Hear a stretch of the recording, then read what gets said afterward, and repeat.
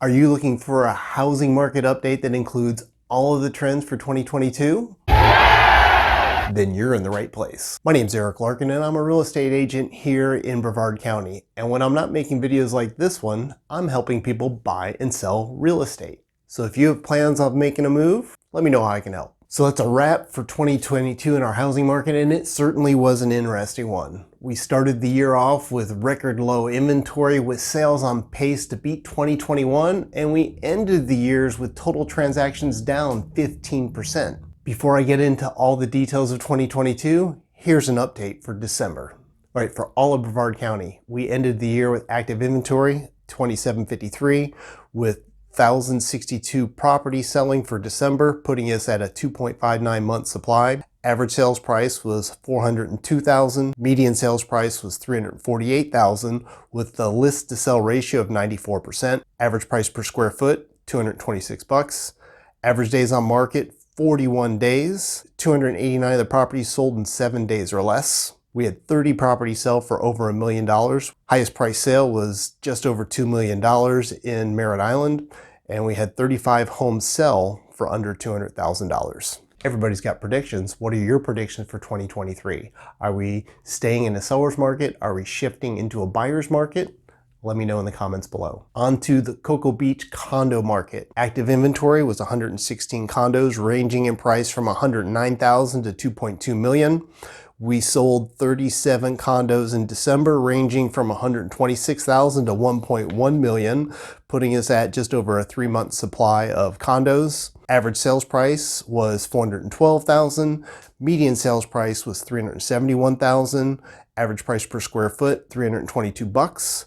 And average days on market just under 40 days. We had 4 condos sell for under $200,000, and the best-selling complex was a 3-way tie between Casa del Sol, Riverview, and Royal Mansion with 2 condos each. Next up, let's talk single-family homes in the Cocoa Beach area. We had 28 active homes for sale ranging from $450,000 to $2.55 million, with 6 selling between $525,000 and just over $1 million.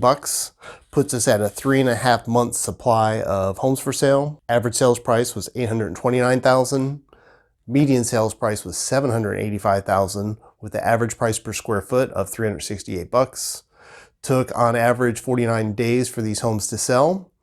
Another month with no homes selling under $500,000, and we had 2 homes selling for over $1 million. So what can we expect in 2023? Overall, I think we ended 2022 on a semi-positive note, considering interest rates climbed to over 6%. We've seen a tremendous increase in the insurance costs here throughout Florida, and Florida also was hit by 2 major hurricanes. As I mentioned in the beginning of the video, total sales were down over 15%. We saw our active inventory triple from the lows in February here to 2,700 at the end of the year. We're seeing over 1,000 price changes happening a month compared to the 400 or 500 we typically see. I think there's definitely going to be some changes in 2023. So will we see a return of foreclosures and short sales in 2023? I know if you look at the headlines, they're certainly suggesting that we could be seeing it, and the NAR is actually bringing back or highly recommending the short sale resources and getting brushed up on our foreclosures and how to deal with the BPOs and working with banks if the foreclosure wave does come. So here's what I think is going to be happening with our distressed market, which is the foreclosures and the short sales. I want to give you a benchmark of where we ended 2022 and some history of where we've been in the past so we can keep an eye on things in the new year. 2022, we had almost 15,000 sales that had happened, but if you look at the distressed properties, there were only 73 distressed properties that happened last year. I mean, that's less than 0.5%. Going back the last 5 or 6 years since 2017, on average, the foreclosure and distress sales were less than 6% of our total sales. And prior to 2017, if you go back to 2009, 2010, we saw the distress sales being as much as 45% of our actual closed transactions. And looking back to 2006, which was our last boom going up in sales, you can see how quickly it turned around from a very active seller's market into the distressed market, which is probably one of the reasons why NAR is bringing back the short sale classes and recommending we get brushed up on our foreclosure scales too. If you happen to have fallen behind on your mortgage payment because of COVID, because of employment reasons or economic reasons, please talk to a real estate agent about the value of your home because of how much we've seen prices increase over the last handful of years. There's a very good chance that you have some equity in your home, and it would make sense to talk to the real estate agent to see what you could sell it for, what your net would be after paying off all the closing costs and attorney fees with the being behind on your mortgage payment. You more than likely have equity in your home, and I would rather see you get it with the sale of the house than the bank take it when they foreclose on your property. If you're here in Brevard County, I'd be happy to run these numbers for you, or if you live somewhere else in the state or the country, I can definitely connect you with a real estate agent that's in your area. Let's talk prices and values. Since we've seen the increase in our inventory here since the beginning of the year, and we're also seeing a decline in the number of transactions closing, you would expect to see a huge drop in prices and values in the area. Well, looking at the trends for the year, you can see comparing 2021 to 2022 average prices, they're actually up over last year. And looking at the median prices in Brevard County too, the median prices are also up month over month comparing this year to last year. And this time of year, we have a lot of snowbirds that are in the area looking to buy a condo for their second home, their winter residence. And if you look at the average prices and trends for the Cocoa Beach condo market, it's also going up over last year. So will we continue to see in this upward trend in 2023 with the average and median prices? Probably not.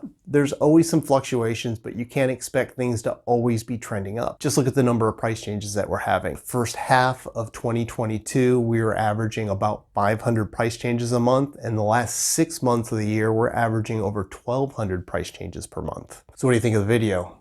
Likes are always appreciated, and if you haven't done so already, smash that subscribe button. With the rise of our inventory and the slight pullback on sales, sellers, you're going to have to be aware of prices in your neighborhood and area when you do list your property for sale. More competition means more selection for the buyers, and it kind of tips negotiations more on the buyer's side. 10-day home inspections are back. Repair concessions or actual repairs done by the seller are back. Sellers are considering giving concessions towards buyers to cover closing costs or maybe some of those repair items. And if you have a roof that's over 15 years old or an air conditioner that's over 10 years old, you're either going to need to get that replaced prior to closing or work on negotiations with the buyer as they present offers on your home. So does this mean we're going to see prices drop 10%, 20% or more? Probably not.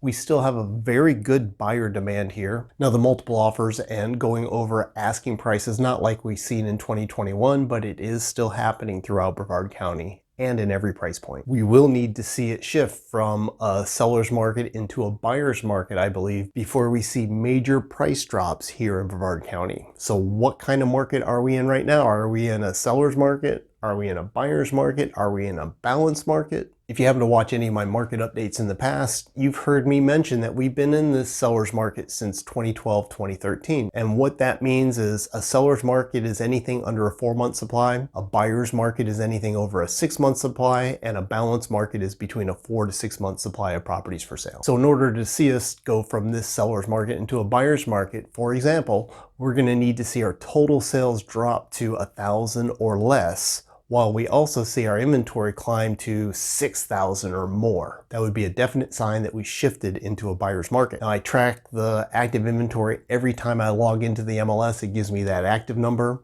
and at the beginning of the month, I always track what our sales were for the previous month. So I'm tracking all of the stats for December, for example, today here in January, so I can give you updates like this. And this also allows me to see if we're having any type of shifts or trends in the marketplace that I definitely need to bring to your attention. Right now, there's just a lot of people moving into the area. We have people moving in for the Space Center at the north end. We have people moving in for the government contract jobs at the south end. We have lots of people moving here for retirement or second homes. But if there is a change, I'll let you know with one of these monthly housing market update videos. So if you do have plans of selling your home anytime soon, just remember we're not in the market that we've had the last 3 years. You should do some prep work to get your home ready for the marketplace. That could include some minor repairs, some painting, pulling stuff out of the house so it shows better. And if your roof is older or your AC is older, you should at least get bids so you have an idea of what that will cost, just in case the buyer that you have an offer that you accept with is having trouble getting insurance or it comes up during negotiations. This way you're prepared. We should definitely talk in the next 90 days if you plan on selling, so we could work on a strategy to get your home ready to sell. And if you do have plans of purchasing in 2023, you do have some negotiating power. We could probably get the home for less than what it's listed for, but you're not going to have a 30, 40, 50% discount off of the list price. You'll have an inspection period. You'll have a finance contingency. We should be able to negotiate some items that come up on the home inspection, especially if it impacts you being able to get insurance coverage on the home. We could also get the seller to contribute towards some of your closing costs or prepaid items. If you are planning to purchase here in 2023, let's schedule some time so we can talk some strategies to make certain you find your next home. But either way, if you're buying or selling, let me know how I can help. You can call me, you can text me, you can comment below. If you're on any of these social media platforms, find me there and send me a DM. However you like to communicate, I am great with. And if you stuck around this long, you probably like what you're hearing. If you haven't done so already, you should consider hitting that subscribe button. I'm also queuing up 2 more videos right here for you to watch next. My name is Eric Larkin with Real Brokers. I appreciate you tuning in, and I'll see ya on the next show.